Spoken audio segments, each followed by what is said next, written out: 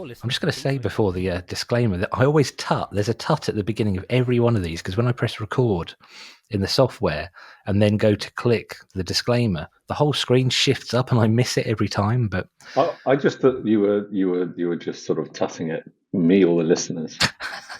No, let's have the disclaimer.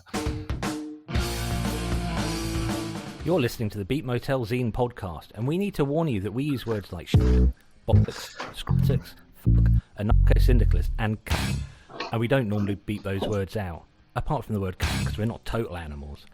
Now, we know as well as you that your children can hear these words on any street in Britain, possibly any street anywhere in the world, but we also appreciate that you may not want to invite these words into your home if you have children or sensitive pets nearby whilst listening to this podcast. So listener discretion is advised. That being said, if your children aren't allergic to hearing words like fuck, shit, buttocks or hind penis, they might learn something from listening to this podcast, although probably not because the quality of our educational content is quite poor. So there you go, fuckers, buckle in and let's get started. Hello. This is a good start to a sound podcast. It is, isn't it? Kind of a visual gags always works well on a podcast. Yes. Oh no, I coughed. I'm going to try not to cough. Right. Hello, how are you? I'm fine. How are you? A bit under the weather still. I'm ill, but you know it comes with the glory of being me. Well, I'm cold, so it comes with You're the glory cold? of living in. It's How cold? Well, my discovery today is fake lining, whatever this is supposed to be, is nowhere good as thin merino wool, as just like an underlayer underneath your thick coat when it's minus temperatures. I bought a merino base layer years ago, and it's never been cold enough in the UK to wear it. I could go out wearing just that in minus figures, and it'd still be too hot. It's remarkable. I have I got a merino hoodie, and it was it's just ended up being my go-to, and it's ridiculously thin. I really like the sound of that. Until it was like minus 10 by itself, that t-shirt and a big overcoat, it traps in the air really well. It's incredible. Problem is because I walk everywhere. As soon as I start walking, I'm just too hot. So I only wear. I've got like a really. This base layer is amazing. It's only, I don't know what it is, sports fabric, but it's really really long. It goes right past my pants. It's amazing. Polyester. It's I've not started any fires by kind of brushing past things in it, but it could well be. Anyway, you're listening to Beat Motel, which is two old men talking about staying warm. Let's go for your riff of the week, Sam. Oh, well. That was not my riff of the week.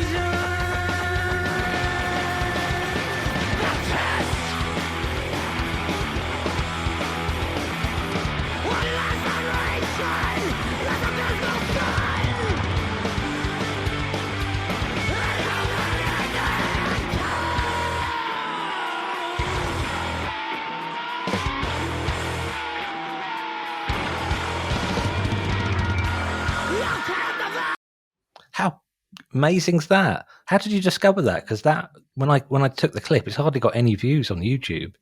Yeah, well, so there's a band called it's from the band Gitsum, who are members, or at least one or two members of Planes Mistaken for Stars. Right, blimey, that's a different sound. Yeah, and this is the first time they've done like 10 years, and they started out as like a side project, I think, when and they've got a new drummer, and so I was just looking them up. I love their second album. Their second album is fucking just brilliant album, in this sort of chaotic garage rock, garage punk sort of style. I really, really, really like the delivery of the frontman, but I also love this sort of unwieldy guitar that's sort of throughout the entire thing. And I was just looking them up again the other day, and they happen to have a new album out. So I just thought I'd use the rest of the week to shout out their new album because it's great, and it's really cool to have them back because I thought they were one of these bands that were, sort of just dead and buried with no one noticing them, and it's really cool that they're back and playing and recording. 129 views that song had on YouTube. 129. They've got like 17 subscribers on YouTube. Unless that channel's brand new. That I think really it might be reminds me. brand new, yeah. Do you remember Ghost of 1000? Yeah. Yeah, similar sort of vibe to that really aggressive. I really want to be in a band like this. I really want to be in a sort of a hardcore band that's doing really interesting things. But I mean, I know where you're coming from, but it's the whole thing is sold on the front man. I can't get over that. You can do as much brilliant music as you want, but if you don't have that front man who sells it, I have got someone, a friend of mine called Callus, who I work with, has been in hardcore bands, not a million miles away from that, and he's unignorable. Hello, Dan, if you're listening to this. You're unignorable. Is that a compliment? Yeah, no, God, absolutely. I absolutely love the man. I think he's brilliant. He's always asking to join instrumental bands. It's kind of like this thing of saying to instrumental bands, look, you need a singer. You need somebody to sing for you. He's offered to sing for these or end times. I can't remember who I saw. One of the first gigs I saw with my friend Al, who's featured on the podcast twice now. The first gigs I went to see with him, it was this sort of instrumental riff-based metal band, and I just remember thinking they're just doing 4 of the same riff and then changing the riff. Why don't they just get a singer? They need a singer. Apparently, Pelican intended to have a singer when they started. They just never quite got round to that. There is a variation of Pelican called Canute, where they have a singer. There's a few bands that they get their singers. Like Les Claypool. I think apparently he never really wanted to be the singer, but he just did it because they couldn't find anybody else to do it. I think it's similar with James Hetfield or something in Metallica. Oh, really? Right, let's have my riff of the week. Now, again, second episode in a row. This is more like earworm of the week. When I first heard this track, I think it annoyed me, but then I think I might love it. A bit like I was this way with Olives for years, sort of never really understanding if I adore them or just really hate them. The answer to that question I'll reveal after we've listened to this. Dang. Dang. Dang. Dang. Dang. Dang. Pull up like a shipwreck in reverse. Yeah, I do. Yeah, I do. Maybe it's forever, maybe it's just shampoo. Dang. Mary. Dang. Do you want to hear? Dang, that's cool. It's Caroline. So I don't care who that band was called, but what do you like? Olives?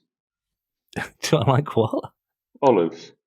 Olives? Yes, I do. I very much like olives. As long as they haven't got a stone, it ruins the whole pot for me if I'm eating through and then there's a little fucking stone hiding in there. Do you eat? Do you spit or swallow it if that happens? Are you a spitter or a swallower? I don't really like olives. Well done for not falling into that glaringly obvious trap. You don't like bananas olives? Either. Yeah. Bananas they're funny old things. They've got to be. I don't like them because of all the carbs. A lot of potassium, but you can also get potassium from semen. So. Back to spitting or swallowing. Dang. Who's that? Caroline Polachek. She's a bit like Tuneyards or other kind of artists like that. Just does really interesting stuff. But that's A-listed on Six Music. But that sound. Dang. Dang. Dang. I mean, it sort of sounds like the nonsense my child says occasionally. Maybe that might that might be the appeal of it. But it's a recording of her being chased by swans. I feel her pain. Hyde Park, apparently. Swans, I almost said the C word. Swans are absolute dicks. Thank you for not saying that word. Fuck swans. But so I thought, YouTube generation and all that, wonder if there's the video of her being chased by swans in Hyde Park, and there's a video of her shouting at swans in the park, which is just the weirdest thing. But the song's actually really cool, and it's got a brilliant chorus, and it's. I love that there's people doing things like that and getting A-listed on daytime radio because, well, we wouldn't want everything to be boring, would we? No. Talking about boring, should we move on? Right, you're going to reveal the theme for this week. This week we are talking about the perfect album. What do you mean by? What do you think of the perfect album? How would you sort of judge the perfect album? Perfect album for me is one that has the right song at the start, has the right song at the end, possibly has the right song halfway through, harking back to A sides and B sides of albums. But every song needs to flow perfectly. The tension needs to build in the first, the A side, and then be acknowledged, if not completely released by the end of the A side. B side needs to be a slightly more gentle start to ease you back into it, and then there needs to be a crescendo at the end. It's all about kind of building the tension, but the end, it's going to be really frustrating listening to this, because one of the big things for me is how the transition between the end of one song and the beginning of the next. And obviously we can only play 30 seconds of anything, so I did consider doing my clips as the end of songs and the beginning of the next, but it just sounded like nonsense. So I need to open a drink. I quite like that. Oh yeah. There you go. Sainsbury's, no added sugar, pineapple and grapefruit. We don't have sponsors. But if you want to sponsor us, Sainsbury's, we're open to it. But I don't want to pay the tax for importing things into Finland. I can see that. I grew up much more in the CD era, where I think A side and B side stuff got thrown out.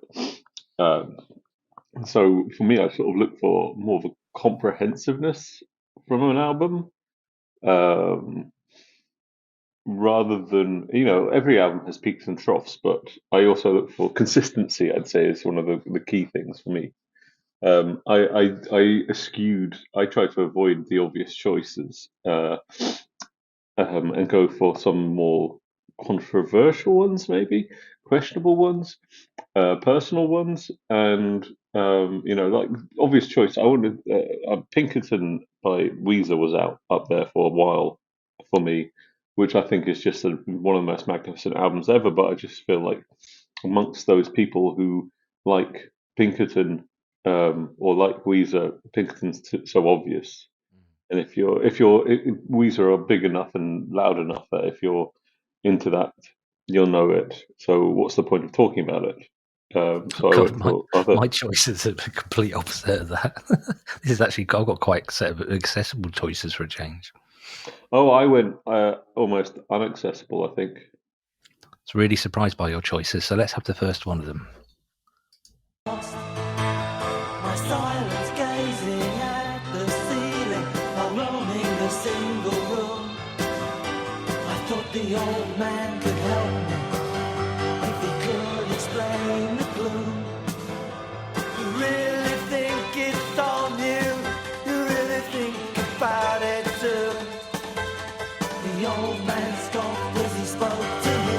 I'll tell you a thing or two. I had never heard that before in all my life. What is it? That is The Clash, Something About England. It is. We're gonna have to name the albums for this, aren't we? Yeah, the albums is from Sandinista, which is their fourth album, the one on after London Calling and before Combat Rocks, and it is such a journey. That album. That was the album that made me realize, like, when they did the remastered versions recently, I bought the CD. Or I say recently, in the last 10 years. Excuse me.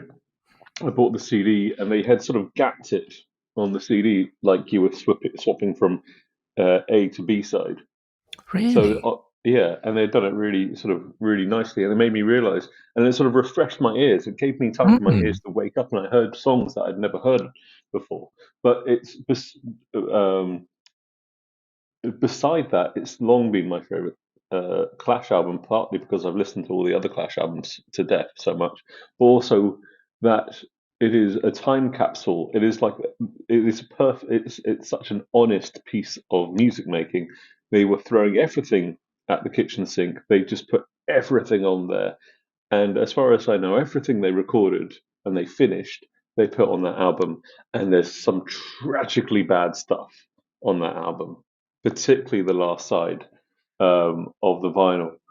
Like they got their kids to sing "Career Opportunities," which is one of their big songs from their first album. Why would you do It's that? it's terrible. It's terrible. But they also got a friend of theirs. There's a song called "One More Time," and immediately after that song plays, got their friend to remix and do a dub version of it. Mikey Dread, I think, did the remix. Well, that's quite interesting.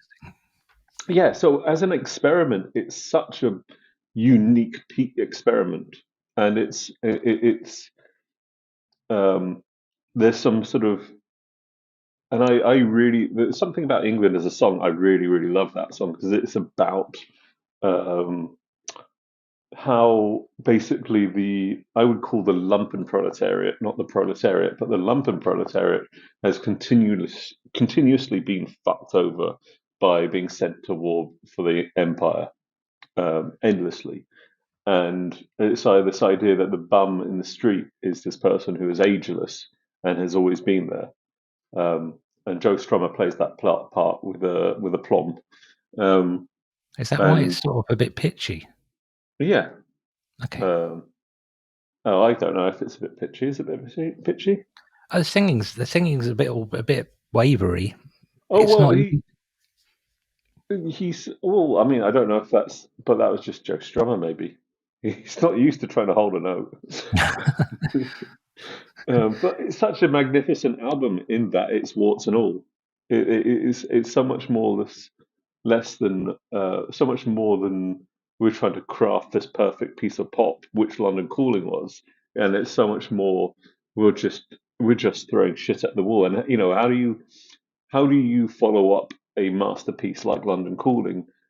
Some people like Kendrick Lamar, when he followed up with to Pimp a Butterfly, he ramped everything down back to like a classic, to sort of more of a classic sound, whereas the Clash just went fucking crazy, and I think that's so much more interesting. They just really went for their whatever. A lot of the people on that album, a lot of the musicians, actually the bassist and drummer or at least the bassist on some of the tracks is the bassist from what's it called?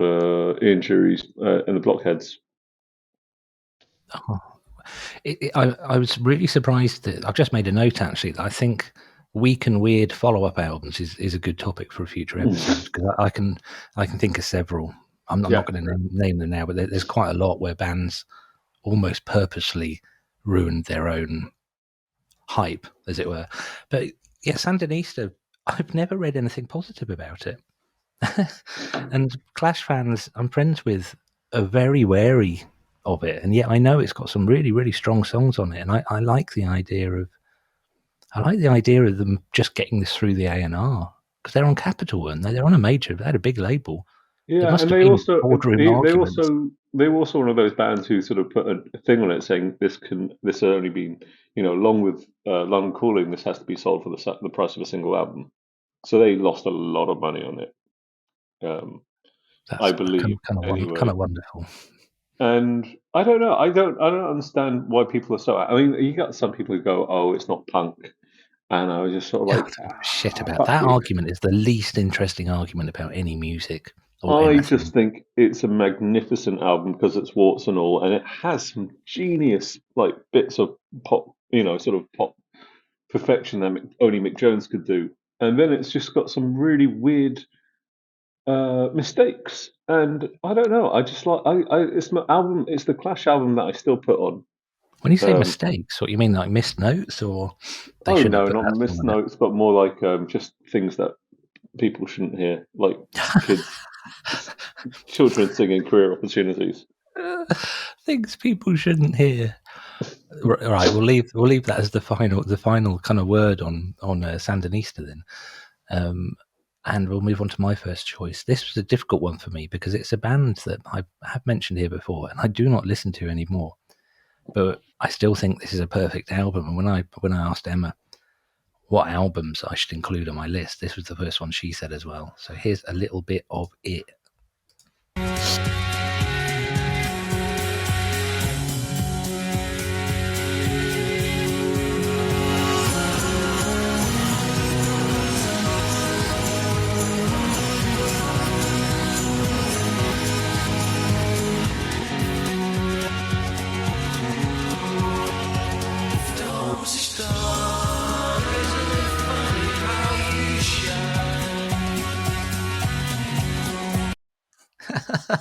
You looked Listening interested to a lot at of the first. Beatles. You looked interested at first, then you sort of drifted away a bit. I was almost expecting Isn't you to that wander out frame. Isn't that what happens with psychedelic music, like 60s? Sounded very 60s to me. Do you want to take a guess at who it is? The Beatles spelt with 2 E's. No, it's the Stone Roses. Ah. They had this. I'm realizing as I grow up that sometimes I think I like the aesthetic and ideas around a band more than I like the music they make. And one of the things that the Stone Roses did, that's called Don't Stop, and it's off technically the second album, which is just the eponymous, the Stone Roses. And they had this thing that I really liked where they do backwards versions of their songs. So there's a single called Made of Stone, and on the B-side it was the same song played backwards, but with like different vocal tracks and a few bits of treatment. But the reverse version is called Guernica, and it is one of the most amazing, haunting, weird, brilliant songs ever. So despite the fact of saying I don't listen to the Stone Roses, I'm going to go listen to Guernica after this. And so that's a backwards version of their song Waterfall. And I just think it's a cool thing to do. But this album starts very gently with a song called I Want to Be Adored and kind of lifting you into it. And the beginning of side B is a song about shooting the Queen, but the instrumentation is Strawberry Fair. So it's sung to that, which is weird, having like a bit of folk in the middle of it. And then the end is the big rip-roaring massive finale, which I've played on here before on our guitar solos episode. Oh, man. Sorry, you talk. I need to breathe for a minute. I think it's what you said before you played the track, I think, about sort of albums that you don't listen to anymore.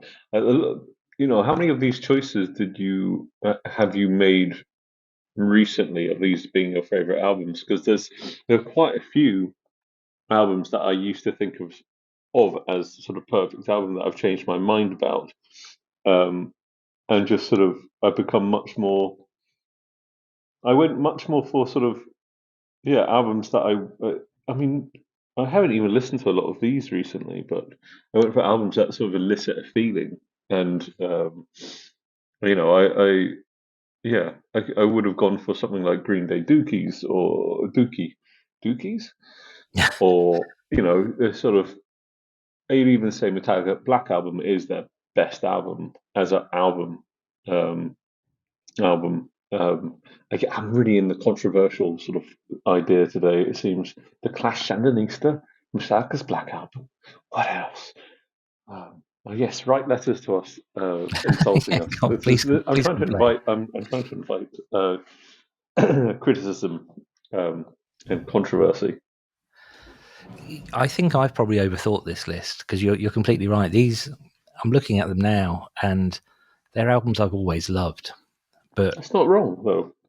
I nearly put Jesus Mary Chain on there because one of the things I like about doing this podcast is that it makes me listen to music I haven't heard before or haven't heard for a while. So we talked about Jesus Mary Chain last time, and I went off and listened to the whole of Monkey several times.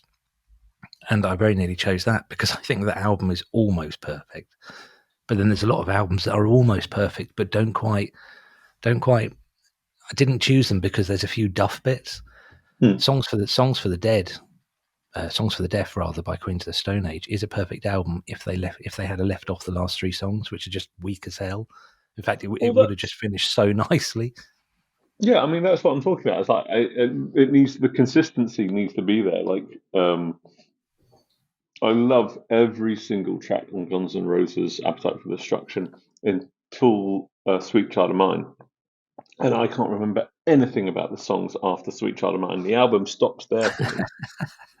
That's when I you just leant couldn't- over and pressed stop. Yeah, or I got to that point when I was first introduced to the album when I was 10 by my brother, and I just got to the point where I just listened to that song over and over and over and over and over again. That it never really got past that. My dad used to do this thing when tapes were a thing. He always used to make tapes for the car because obviously you couldn't put a record in a car, and he'd do versions of albums, but the way he preferred them to be. So he'd have an album, he'd just leave off songs he didn't like. Yeah, But sometimes he would only like, like Black Magic Woman by Santana. He only liked the second half of the song. He didn't like the first half. And I think I've mentioned this on the podcast before. yeah. So I didn't realise for years that song even had a first half because he'd fade them in. Because when you were making a tape, you had to do the levels, which it just seems so weird now. So he'd gradually fade it in, and if there's an end of a song he didn't like, he'd just fade it out. So it took me a while to realise that some of the albums I thought I knew, I didn't. I was like, wow, there's this whole other bit to it. Well, I used to, when we lived abroad, when I was a teenager getting really, really into music, I used to make these tapes to listen to on the hour-long bus to school and back. Hour long? Yeah, maybe 40 minutes. And it was, because I don't, and so but the way I would make tapes is that if I got really, really into a song, that song sat on one side would probably be almost every other song. I want to listen to it again. You just put it on again and again. You put the same song on loads of times in a row. Yeah. No, like every other song. I would vary it and then come back to it. Not a complete fucking monster. That's brilliant. I love that. I'm going to make a little note of that to put that as one of the clips because I think that's adorable. Our school bus was about half an hour, and they used to have the radio on sometimes, but couldn't really hear music because it was just chaos. School bus. I've got this memory of it being just a riot, and it probably wasn't. Oh yeah, I mean, I didn't listen to the music all the time, but a lot of the time I did. Particularly when they changed the bus route, and therefore it was me and a few other people. There was a certain point where the person that you sat next to went off, and therefore you were just left alone. Sometimes I couldn't wait for them to leave. And just sort of wanted to listen to the stuff. We repeated songs. I was trying to think if I ever had one that I did that for, and I borrowed the 7-inch of Stand by R.E.M. off a friend and just listened to it again and again and again and again. I must have listened to it I don't know how many times until my dad came up and said, please, a very nice man, my dad, please do not play that song. I do not wish to hear it ever again. And he probably did say it kind of much like that, but that song, and it still makes me feel a bit queasy if I think about it now because I just couldn't suck in enough of it. I just couldn't get over it. It comes on the radio now and it triggers me. I'm like, I've overdone it. I've done too much. Yeah, I can't remember what I used to do what songs I used to do that. It's probably quite embarrassing stuff. Oh, I'd love to know. Yeah. That would thrill me. I might be able to find some of this stuff out because I bought a tape deck because I'm a noise music. What kids listen to these days. Yeah, because I'm a noise music wanker. I'm releasing a couple of EPs on tape, so I bought this beautiful 70s tape deck, and I think I've got all my tapes from when I was a teenager in the loft. And that would be an interesting documentary episode for you to do. Yeah, that's not a bad idea, is it?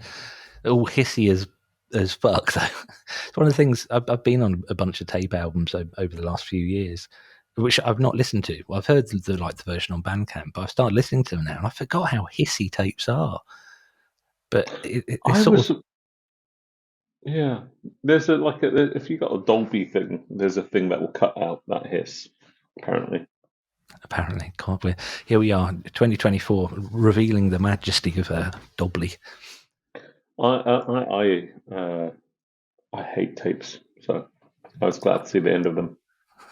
I loved mini discs, but they weren't around for long enough. But before mini discs were cool, but yeah, tapes I did not get when they made a comeback within the punk rock scene. And I just sort of stood there, just going. And I find it so upsetting. I recorded an EP with a band called Modern Shakes before I left the UK.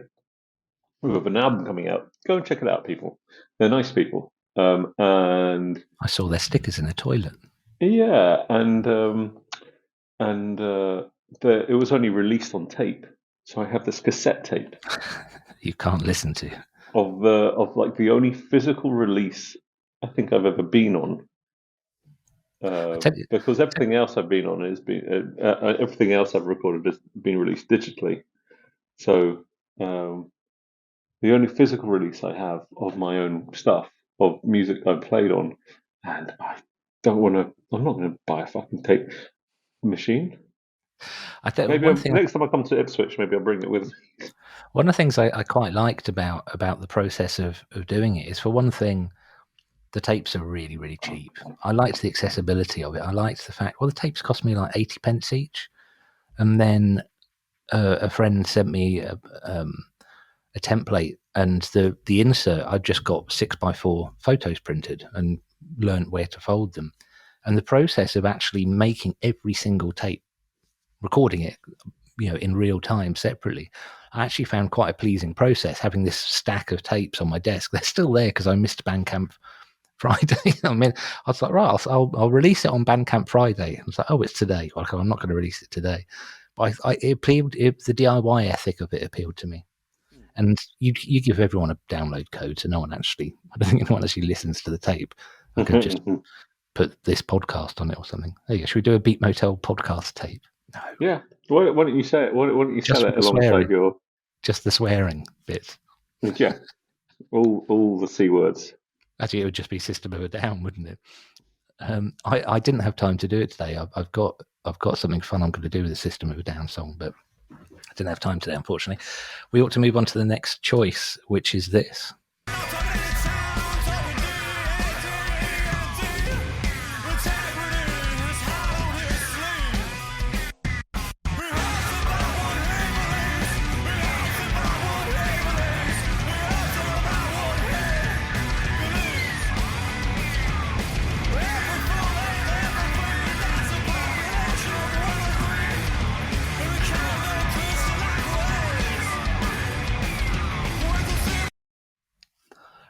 This band, go on, who is it? It's a band called Daughters. I got sent a Daughters CD, I'm fairly sure, when Beat Motel was a paper zine, and I put it in and I really hated it. And I really visited them and went, this is horrendous. This is unlistenable nonsense. When I was setting up this podcast last night and heard that clip, that is incredible. That music is... it started and I was like, right, I love the kind of swirling. I love the way the bass is like, woo, woo. And then it does the stopping bit. I'm going to play it again.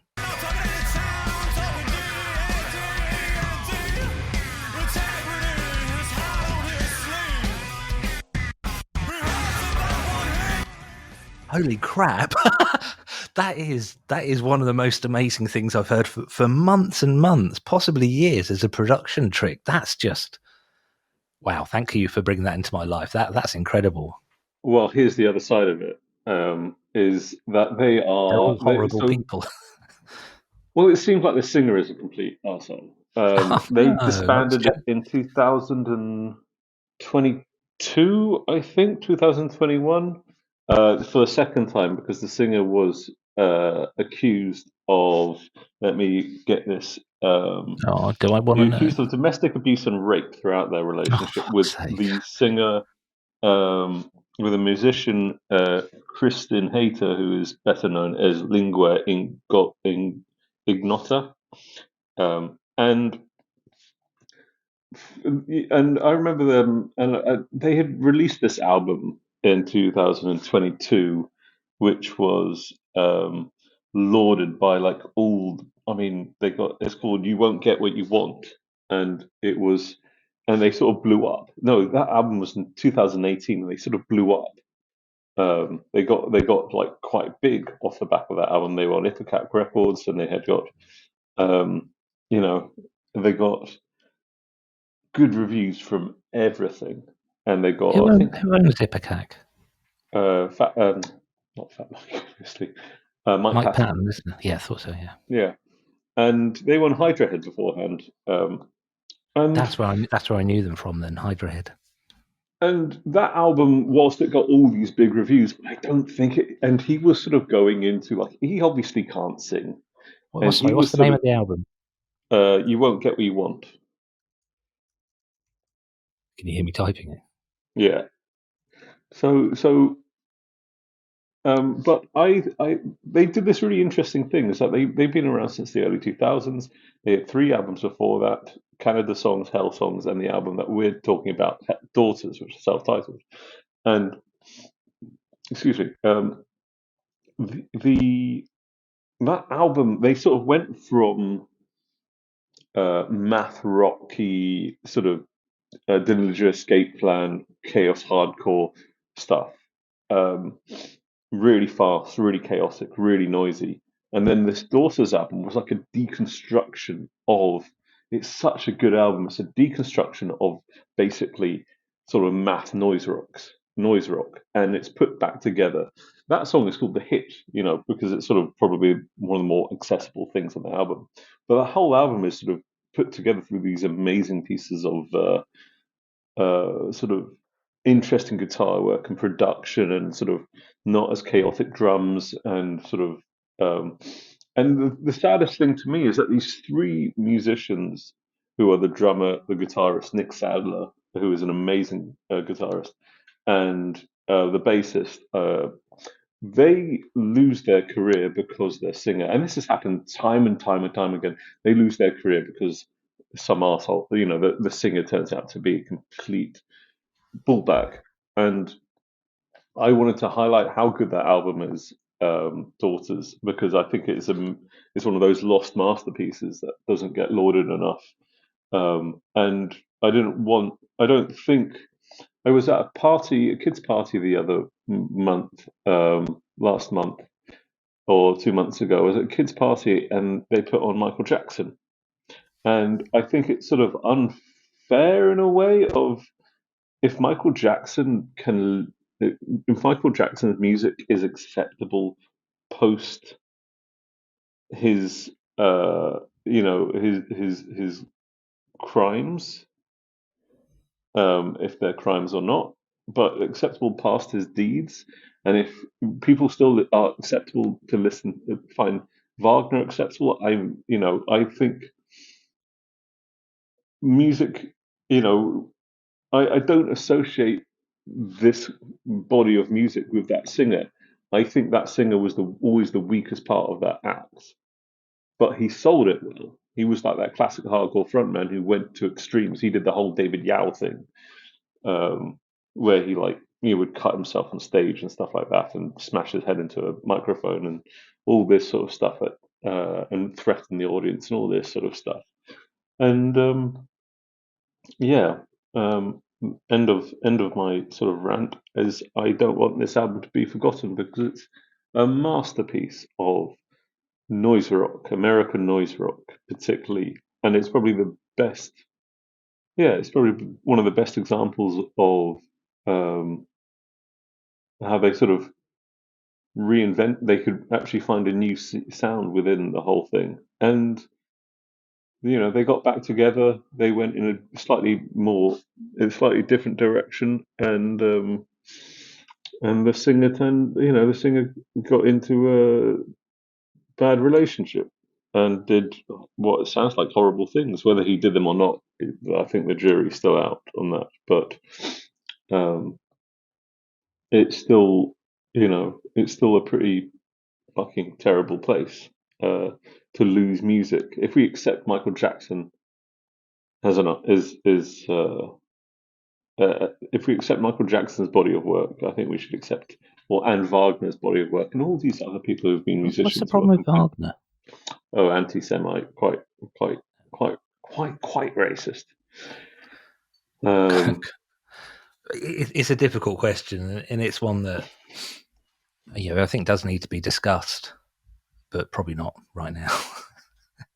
But no, I agree entirely. That album, I'm going to look it up. It sounds like a really angry version of These Arms Are Snakes.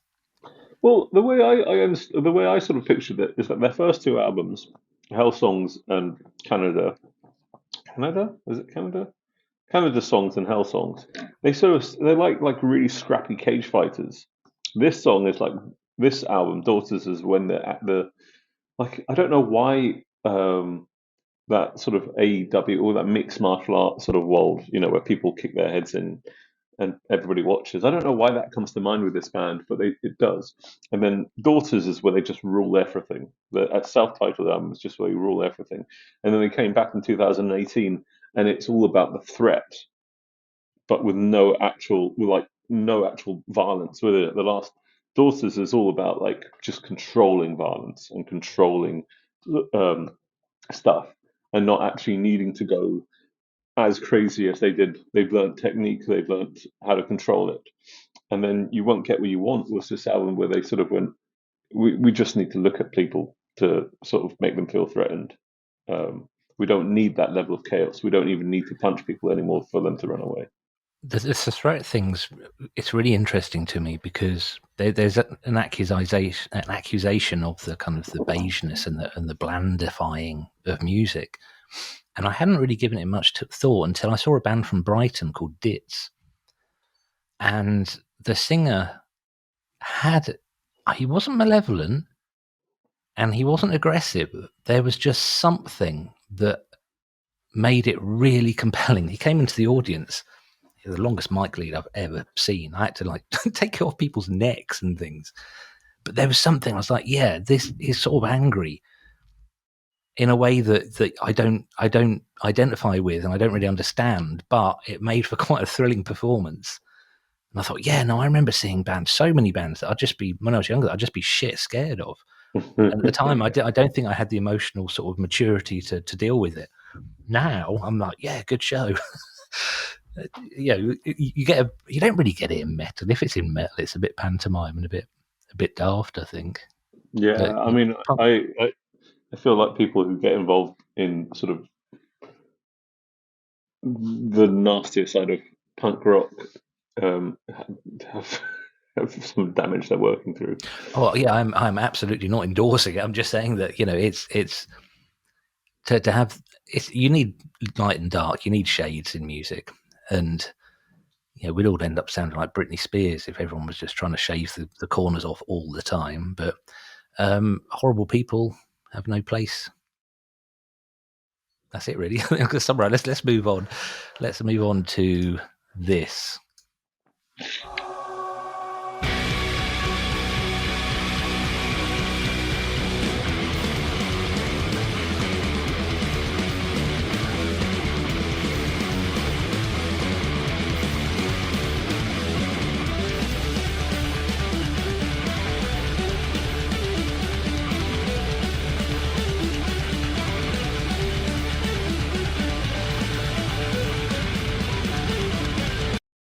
Oh, I hate hearing that come to an end.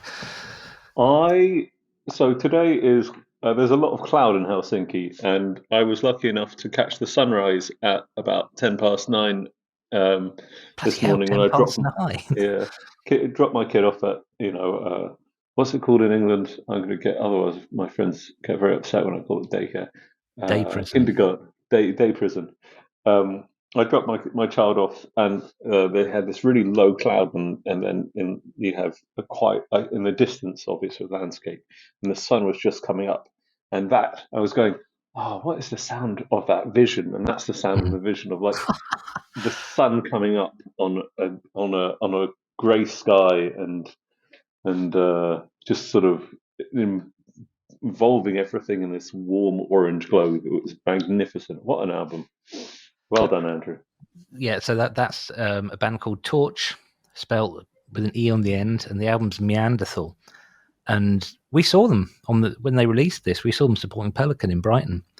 And this album, just every single track is perfect, and the end of every track fits perfectly with the beginning of the next track. There isn't a weak second on that album, and you're right. It's really uplifting. It's a really up album, really positive. Even the sort of the slower songs on it have just got this wonderful drive to them, and that sound. When they came out, There's another Hydra head band. They sounded like they'd come from another planet. I'd never heard anything that sounded like Torch before in any way. Just the oral with an A, the oral aesthetic of them.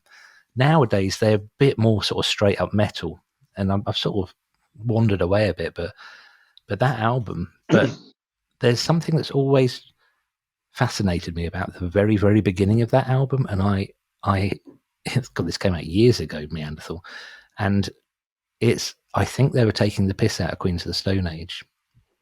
So last night, when I was preparing these clips, I thought, I'm going to put this to bed once and for all, and I'm going to find out if it's my imagination or if they are actually taking the piss. So I've prepared something to explore this.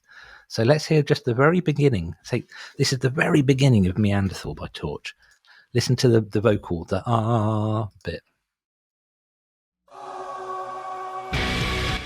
Right, so there's that.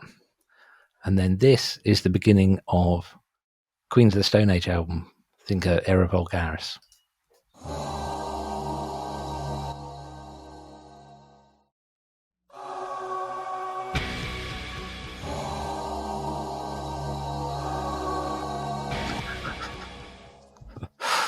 I mean, that is the same thing, isn't it?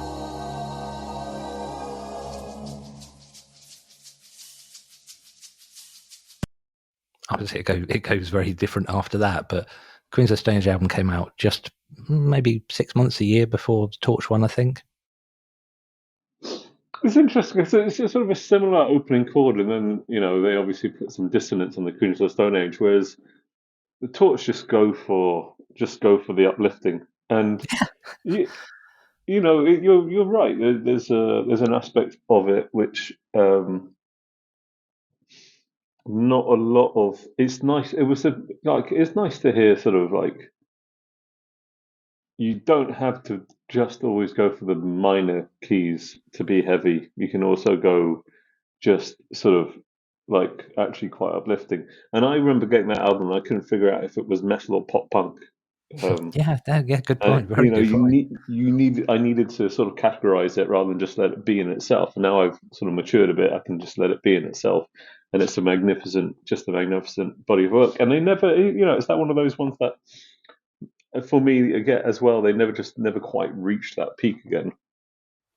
They've developed. They're still going. I mean, there's so much I love about the band. I watched a rig rundown because when we saw them, the guy who was playing bass is now the guitarist, and they've also the singer is openly gay, and openly gay singer in a metal band.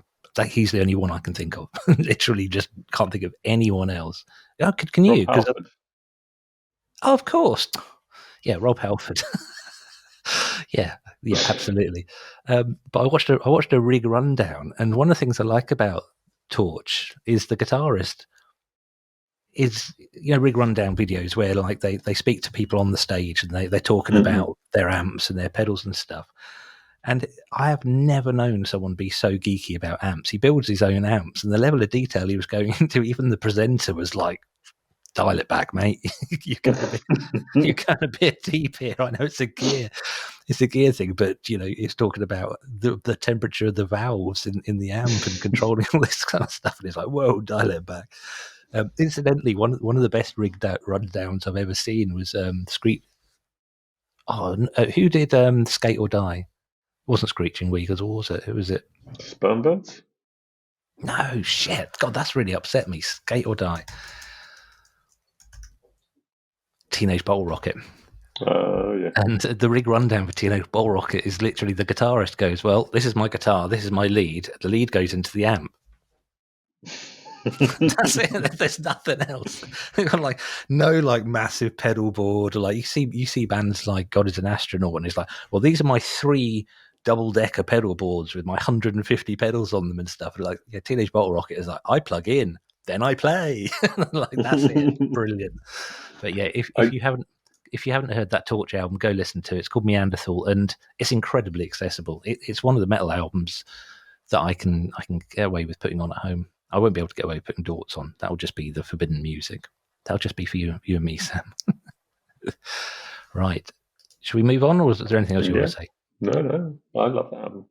Okay, That was going to be one of the ones I picked. I thought you might pick that one as well. So I mean, but it's almost like we know each other. You're my friend. Ah, right. Let's have your next one, because this one surprised me as well.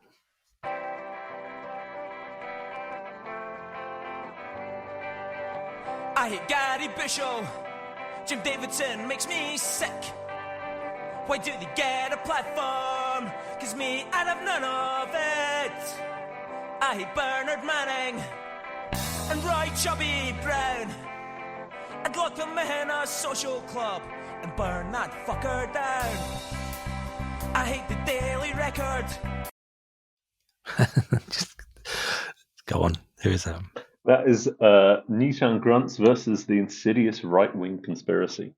Newtown Grunts were a fairly short-lived band from Scotland, somewhere Glenrothes, I think, in Scotland, and they were sort of a small army of people, and they played, I would say, sort of pop punk, but also they had three vocalists. They had a female vocalist, they had the pop singer vocalist, and a gruff vocalist, and they all sort of contributed their own things, and their harmonies were sort of charmingly off, and they wrote great pop songs in the pop punk style, and they had this sort of chaotic energy. When I saw them, my brother got into them because my brother went to Edinburgh University. My brother got into them when because they were a local band there. He sort of gave me their album, and I went to.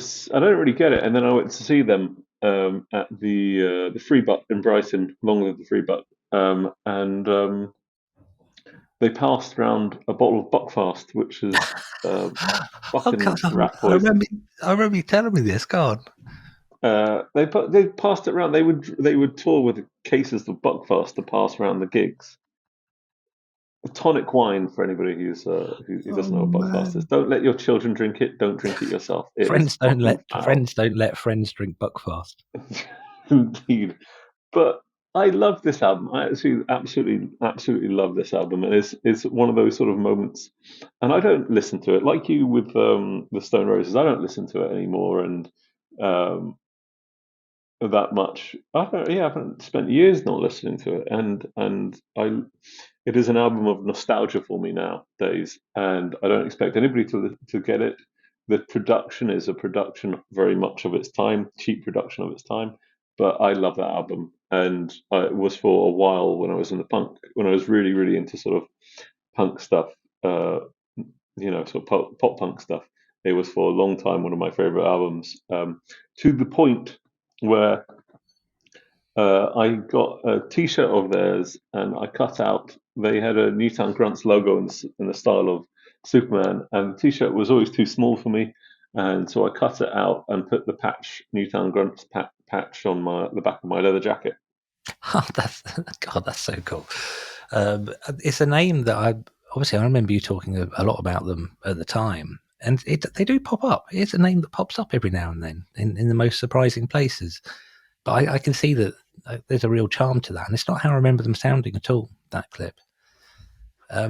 We are, I think I say this at the 53-minute mark every episode, but we are running out of time, so we're going to move on.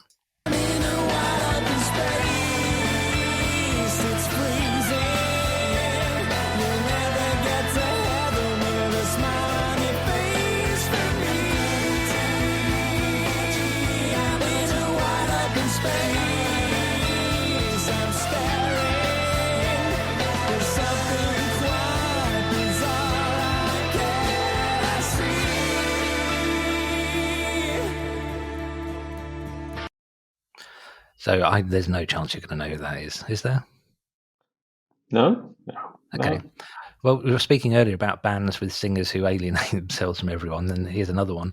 This is Manson, and their album Attack of the Grey Lantern was the other one that both Emma and I agreed is a perfect album. And I was trying to think why, and it's indie from mid-90s indie.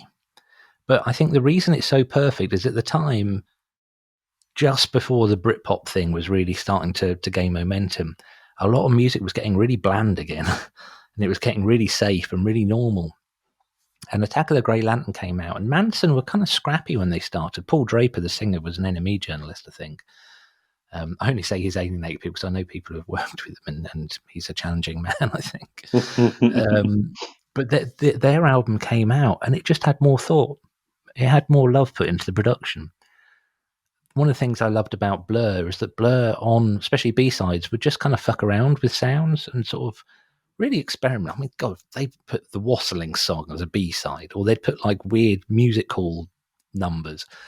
And Manson didn't do any of that. But that album, the transitions between the songs, again, perfect, absolutely perfect. It just got more.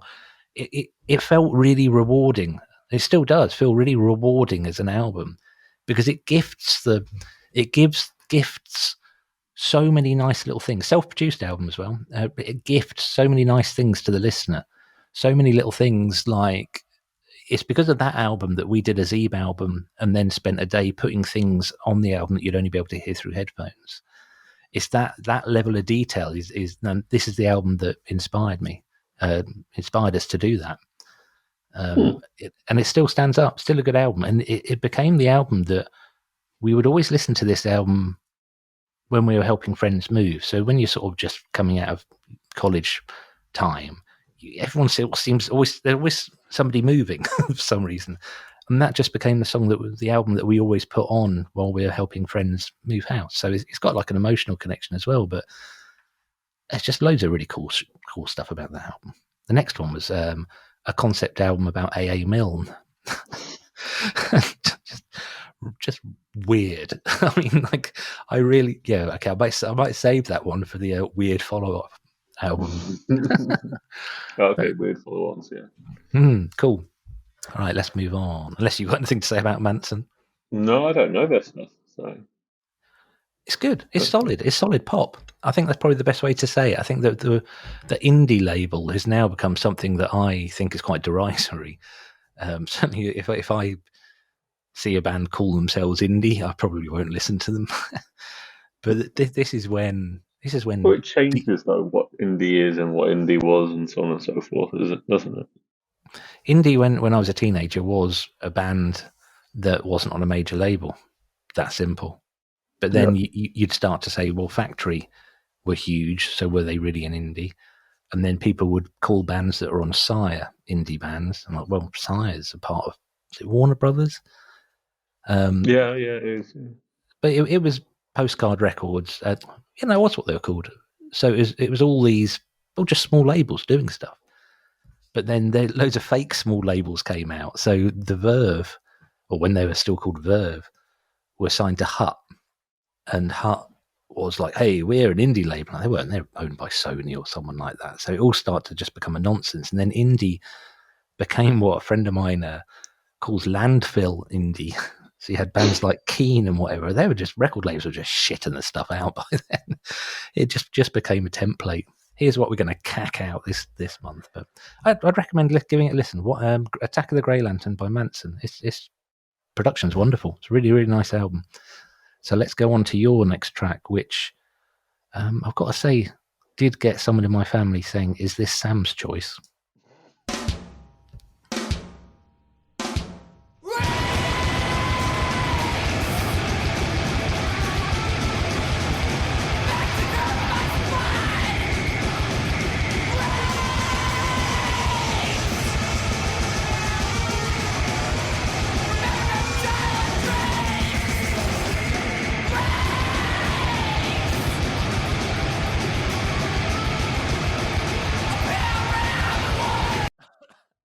Jesus! Whoa! It made you cough. Oh, different vocals, different guitar distortion. That's just black metal, isn't it? Put a load of reverb on that guitar. Well, that was White Suns from the album Totem. The song is Clairvoyant. That is what I would say. It's much more emotionally, to me, that's much more emotionally engaged than a lot of black metal.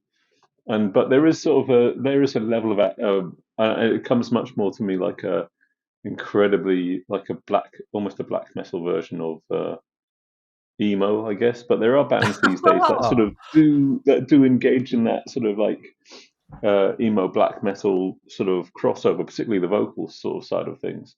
But that album is my answer of what do you listen to when your country has just voted to leave the EU? I was Yeah, so upset. I was so upset when that vote came through. I went down and I just listened to that album and cried. it's an incredible sound, and it's when I was a teenager, I just thought, that's just easy nonsense. No, believe me, having been in noisy stuff now, there's so much skill.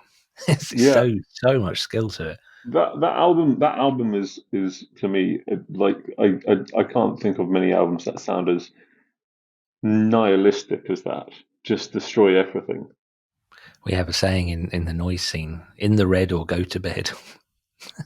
And you know they've done whole noise albums where they've just got rid of all the guitars and the drums and stuff like that. Because there's synths on that. There's a lot of like you know stuff, the bleepy bloppy stuff that you do. Bloody amazing! I think you'd really like some of the stuff. My friend Jay does his Italian books, and he's from a hardcore band called Volunteers, who they're pretty popular. And so he sings, well, you know, he vocalizes, and it's when people seen it a couple of times. The first time, people are a bit like, "Whoa, what is this?" It's like essentially a middle-aged man. He always looks like he's humping a picnic table because one of the weird things in the noise scene is we use picnic tables or like for putting our stuff on because there's always loads of things. And to the extent that one of the synth companies called Teenage Engineering, a company from Sweden, they've actually got these tables as a part of their range now. But it's so aggressive, and the way he performs is so intense that the table always moves across the room while he's doing it. It's just, oh God, I love him. But the second time people see it, they're like, I get it. The sound engineer, Gareth, my bandmate, the second time he did sound and I put on Italian books, he just went, I get it, totally get it now. Because when you're immersed in it, it's really hard to translate that into a recording, but live, it's so cool. Right now, I think that's the point that they manage to capture something so incredible in that recording session. That's what makes that so interesting. Yeah. Going to go the other end of the scale now. Jesus.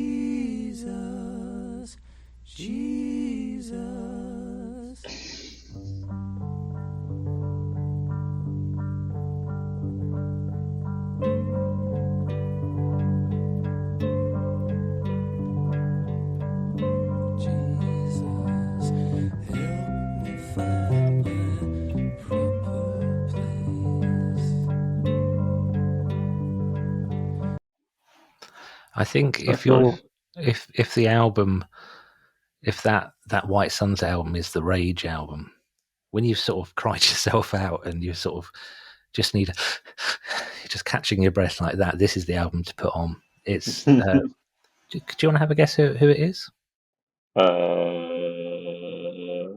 Emperor? Yeah, I'm being comical again. This is one of those bands that I think each time I play something by them, you go, oh, I didn't realize they could sound like that. It's the Velvet Underground. Oh, and it's the album The Velvet Underground. It's the best Hangover album in the world.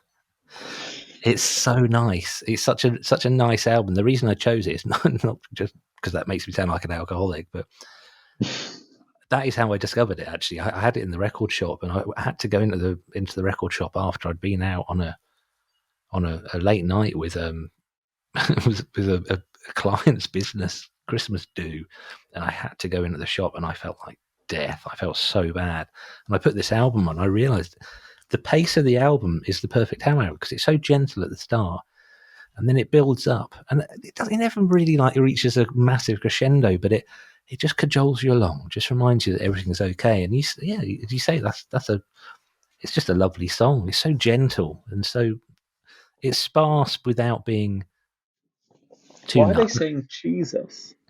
They just it's a cheese themed album. Oh, that's why it's good for hangovers. Yeah, exactly. So the first song is called Roquefort. The second song is called Cambozola. The third song, I'm just going to carry on trying to think of names of cheeses then. Oh, little cheeses, the baby cheeses. Like Baby Bell. Jesus. It's like a baby bell in Jesus shape. But yeah, it's another one I recommend. I mean, it's funny because I don't recommend like every album or every song that I suggest to this, because I'm always bringing songs to the table just for discussion. But yeah, out of my 4 choices today, Torch, Neanderthal, go listen to it. Manson, Wide Open Space. I'd say it's worth a listen. I don't think necessarily something that will become one of your favourites. But the Velvet Underground, by the Velvet Underground, absolutely listen. I would say to anybody who's listened to The Clash, go and reevaluate Sandinista if you don't like it, particularly the remastered, remixed versions by of recent Daughters. Just a great album, but Newtown Grants, good luck finding it. And White Suns, if you're feeling emotionally quite volatile, it's quite cathartic. And then recover by listening to the Velvet Underground. Yeah.